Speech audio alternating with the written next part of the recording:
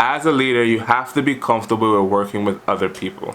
And the truth is that if you're not able to be emotionally intelligent, you are going to have a hard time managing teams, leading projects, and having conversations with people that are the project sponsors or stakeholders. In this video, I'm actually going to cover how you become emotionally intelligent with external folks, not internally, because I actually covered that in my last video, which you can see above, but actually externally with any stakeholder or project sponsor or team member that you are having to work and interact with. But before we get started, please, again, if you like the video, and please do me the huge favor of sharing this with anyone who you believe might find this video helpful.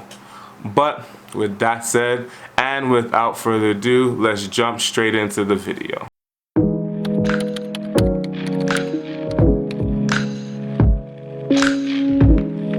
Having strong emotional intelligence skills is key to being a leader, especially when it comes to interacting with teams, stakeholders, and project sponsors.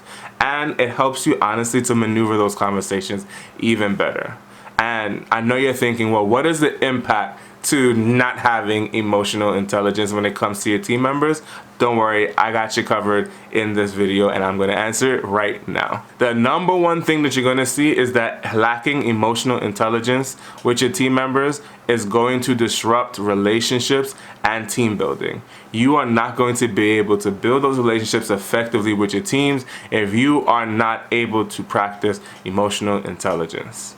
Then let's go with your stakeholders. You're going to have a hard time identifying what are their needs and expectations for the project because you are not paying attention to what it is that is moving them and actually motivating them to want to work with you. Because a lot of the times folks think that emotions is just simply put how I'm feeling for the day.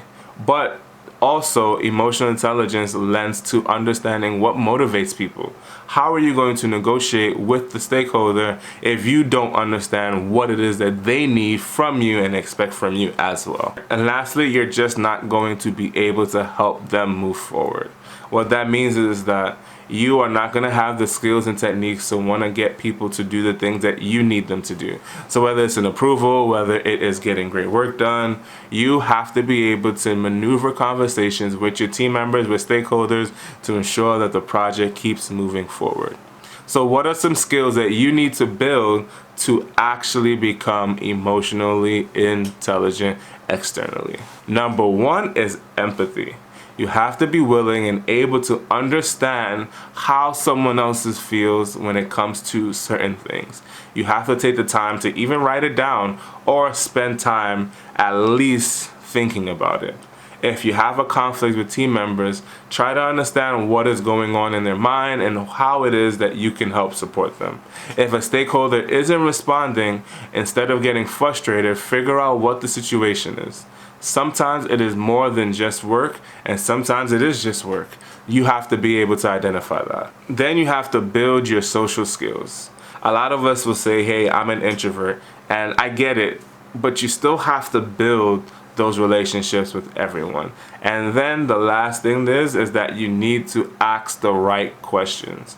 Asking the right questions is going to propel you through understanding each and everybody around you, because you're going to be able to understand, hey, I'm noticing that this person isn't speaking up in the meeting.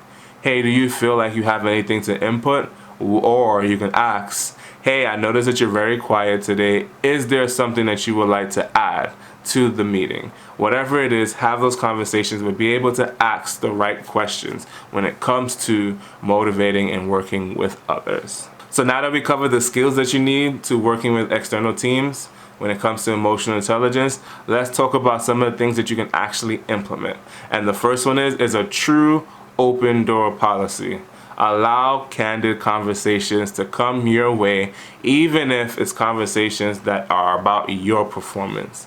Letting everyone know that you're willing to have those difficult conversations, no matter how it makes you feel or make you look, is key, because then they'll be able and willing to want to talk to you about what's truly going on the project. And that's what you really need. Then you need to build trust. And trust is built through conversations, trust is built through communication, and trust is built through action. You have to be willing to show up each and every time that you are expected to, or you said you're going to. And you have to build that trust with your team, with the stakeholder, and with the project sponsors. When you build that trust, they're going to be willing to want to have those conversations with you even more. And there you go. You're going to get more information on how to help them and support them. And lastly is build relationships, and that is easy. Instead of just jumping straight into a meeting and jumping into a conversation, we're human. We're all here doing a job, and we bleed the same way we all do because we are all human beings. Treat us as such. We have bad days, we have good days, we have in-between days. Have a conversation. Hey, I appreciate working with you. I just want to see how you were doing and what's going on outside of the normal task. Build those genuine relationships and do it genuinely. Don't be fake. Don't show a fake, because people will understand that and you'll start to lose trust. So you want to be as genuine as possible. With these key changes, what you're going to notice is that your team's morale is going to improve, and also stakeholder morale and input. The second improvement is that you'll have a better understanding of accepting criteria from your client. You'll be able to better dissect what it is that the client needs, what it is that the client is expecting, and actually come to a common place and ground. And finally, you are going to build better negotiation skills. You're going to be able to have those conversations not only with the stakeholder, but with your team members on what you need to negotiate. Hey, I have tasks A, B, and C, and these are when they're due. Can you do this? How do we get to this point? That is a small negotiation factor that most people don't take into consideration when working with teams. And you are going to have that effective skill to build in talking and negotiating with your team and stakeholders. So, I hope you found this video helpful. This video is just covering how it is that you become emotionally intelligent when it comes to external factors such as team members, project sponsors, and stakeholders. You have to go out there and practice this, and you have to become the leader that you ought to be.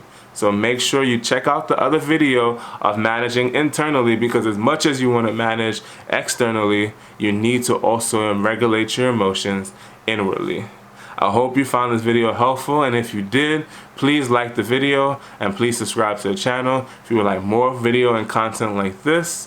And I hope you have a fantastic day, and thank you for sticking it out all the way to the end.